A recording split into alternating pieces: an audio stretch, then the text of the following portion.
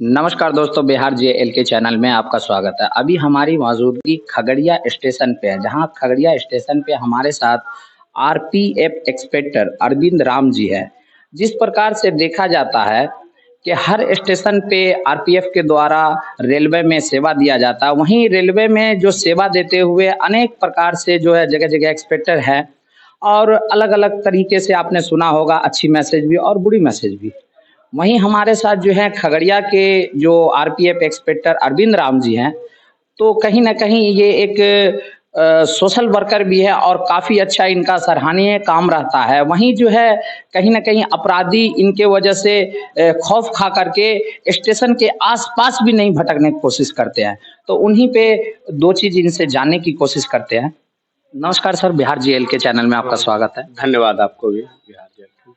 Sir, जिस तरीके से देखा जा रहा है कि आप एक सोशल वर्कर टाइप में आप काम भी करते हैं। कुछ दिन पहले ही भी देखा गया कि एक यात्री जब स्टेशन पे बेहोश हो गया था, तो आपने उसको सीपीआर दे करके उसकी जान बचाने का कार्य किया।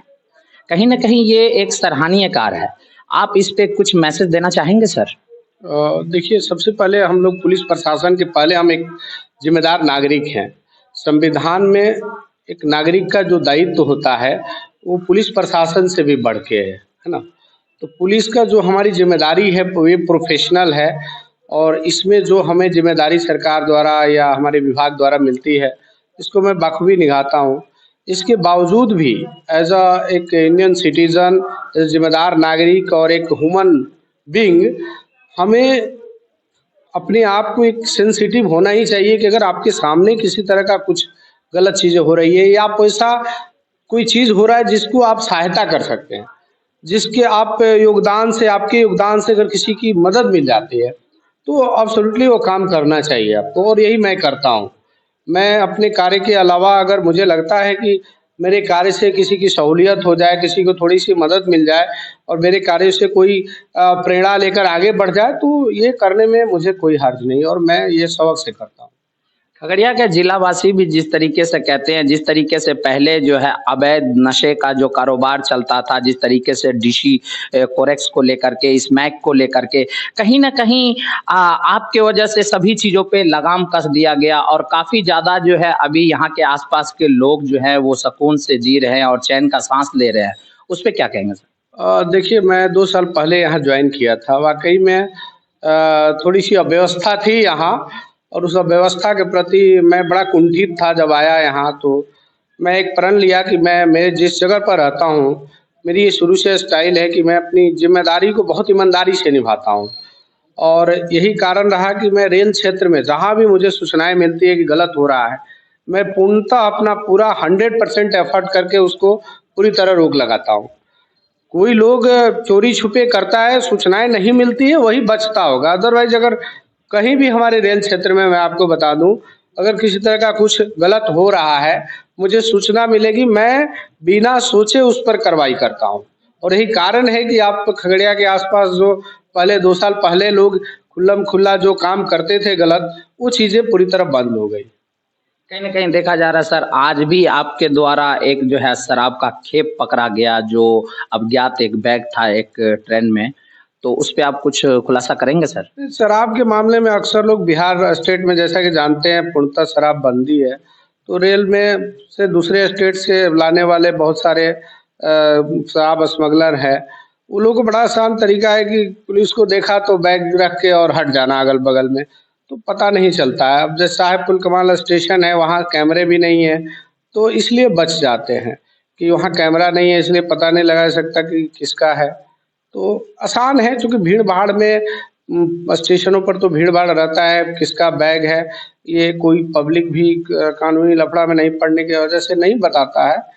तो इस तरह बहुत सारे लावारिस रूप में शराब पकड़े जा रहे हैं, हम लोग पहले भी पकड़े हैं, लगातार पकड़ रहे हैं। जो भी हम लोग के सामने या हमारी सूचना में आ रही है पब्लिक के माध्यम से या खुद का सूचना तंत्र से, तो उस पर हम लोग अवश्य कार्रवाई करते हैं। उसमें निसंकोच और बहुत ही ईमानदारी से कार्रवाई हो रही है। कितना मात्रा में सर आज जो है ये शराब पकड़ाया और कौन से ब्रांड का था सर? आज वो ऑफिसर चॉइस था, फ्रूटी बोलते हैं उसको, 180 ml वाला, जिसमें 88 गो फ्रूटी है एक बैग में था हालत में पड़ा हुआ।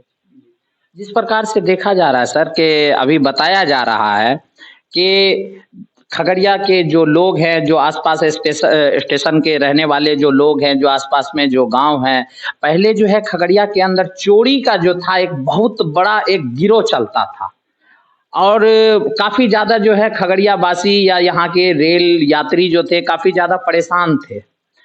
तो अब जो है इसमें जो है काफी ज्यादा कंट्रोल हो गया है और खगड़िया वासी जो है चैन का सांस ले रहे हैं। उस पे सर कुछ कहेंगे? इसमें कहेंगे कि देखिए दोनों तरफ से लोग जागरूक हुए। मैं तो काम किया ही, आसपास के जितने भी अपराधी हैं उनको तो मैसेज क्लियर चल गया कि भाई पकड़े जाने पर बचने का कोई चांस नहीं है। दूसरा चीज़ हम लोग ने जागरूकता अभियान चलाया काफ़ी।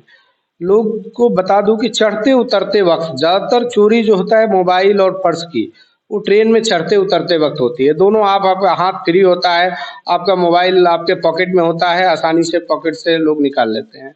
मोबाइल और पर्स की चोरी कॉमन है थी, तो उसको हम लोगों ने काफ़ी हद तक रोक लिया। अभी भी बहुत सारे ऐसे अपराधी हैं जो कि दूसरे जगहों से आकर यहाँ भीड़-भाड़ का फ़ायदा उठाते हैं। खगड़िया स्टेशन बहुत ही भीड़-भाड़ वाला इलाका है। अब अन्य स्टेशनों की अपेक्षा आप देखेंगे यहाँ पर 24 घंटे भीड़ रहती है।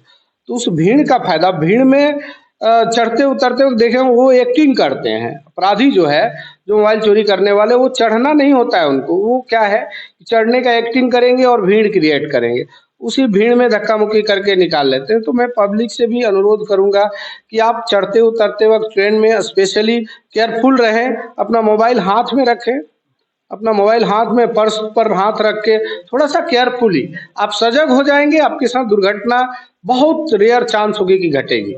बताया जाता है कि अरविंद राम जी के द्वारा ट्रांसजेंडर को भी नहीं बख्शा जा रहा है गलत करने पे लोगों के अंदर, और ट्रांसजेंडर जो है उनके अंदर भी एक डर का माहौल आ गया। जिस तरीके से ट्रेन में यात्रियों के साथ जो है दुर्व्यवहार करते हैं, तो कहीं ना कहीं उस पे भी आपके द्वारा लगाम कसा जा रहा है। क्या ये सही है सर? हाँ, ये बात सही है और आपने देखा होगा कई हमारे वीडियोज में कि ट्रांसजेंडर एक्चुअली वो एक उनका अपना अलग सोसाइटी है।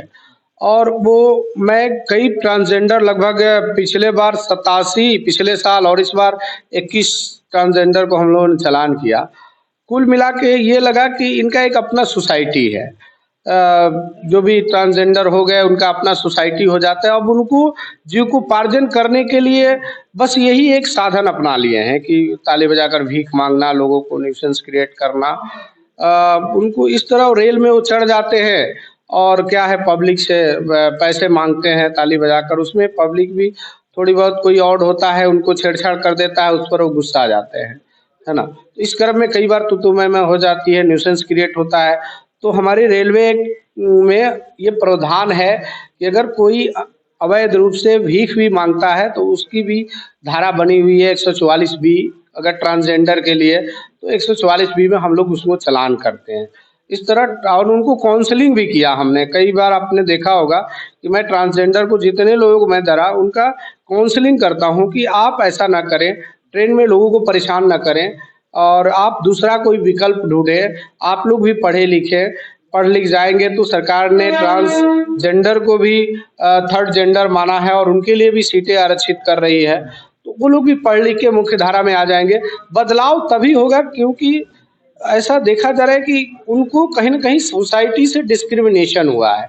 आपके घर में, हमारे घर में अगर कोई ट्रांसजेंडर पैदा हो गया तो वो व्यक्ति ट्रांसजेंडर है तो आप उसके साथ अगर सामान्य व्यवहार करते हैं तो सामान्य बच्चों की तरह शिक्षा दीजिए। अगर सामान्य बच्चों की तरह शिक्षा देते हैं तो वो क्यों अलग सोसाइटी में जाएंगे।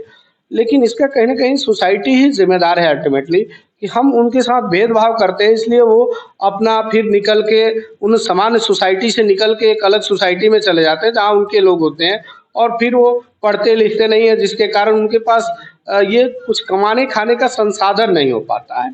अगर बाजार में सब्जी बेचते भी हैं तो उन पर कई लोग क्रिटिसाइज करेगा, तो उन क्रिटिसाइज से बचने के लिए वो लोग या तो काम नहीं करते हैं।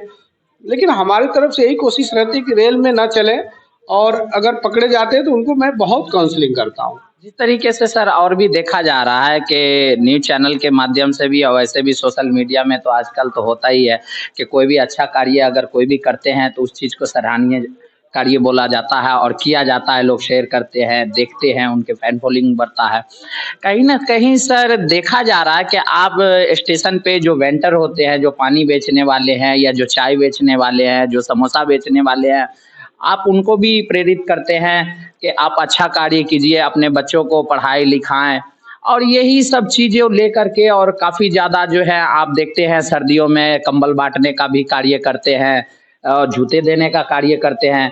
तो आपके जो साथी हैं, जो कहीं इंस्पेक्टर होंगे, रेलवे में तैनात होंगे या आपके जो जूनियर हैं, उनको कुछ मैसेज देना चाहेंगे सर?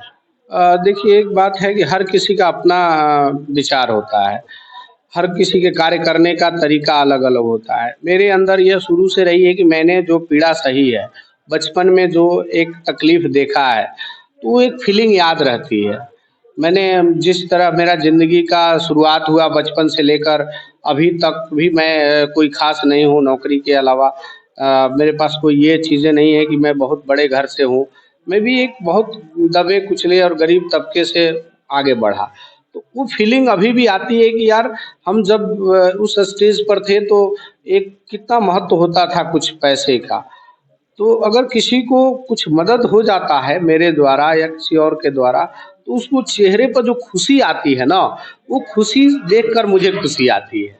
उस खुशी को आप बाज़ार में नहीं खरीद सकते हैं। अगर हमने शिक्षित हुआ है वही खुशी आप लोगों के चेहरे पे देना चाहते या हैं। तो उस खुशी को अगर दूसरे को देते हैं तो वो ऑटोमेटिक आपको नेचर खुशी देगा, है ना? इसलिए शिक्षित होने का मतलब यही है कि आप अपनी शिक्षा के बदौलत दूसरों को कैसे आगे बढ़ाएँ।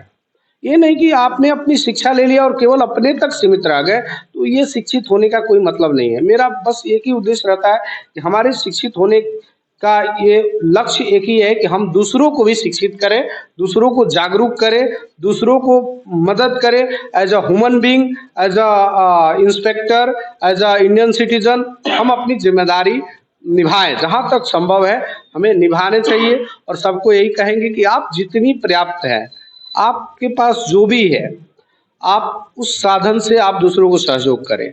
ज़रूरी नहीं कि आप पैसे से किसी को सहयोग करते हैं।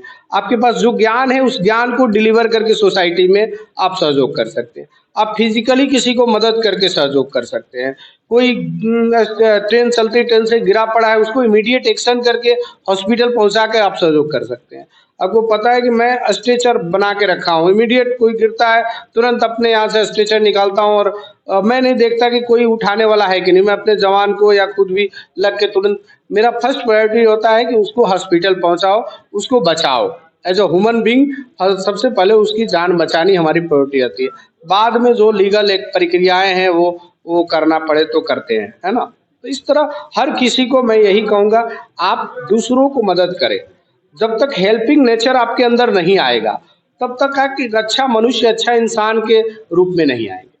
तो जिस तरीके से आप देख सकते थे कि अभी हमारे साथ खगड़िया के आरपीएफ इंस्पेक्टर अरविंद राम जी थे और समाज को लेकर के जिस तरीके से रेलवे में जो पहले चोरी को लेकर के, नशे को लेकर के, जिस तरीके से ट्रांसजेंडर को लेकर के और काफ़ी कुछ हमने इनसे बात किया।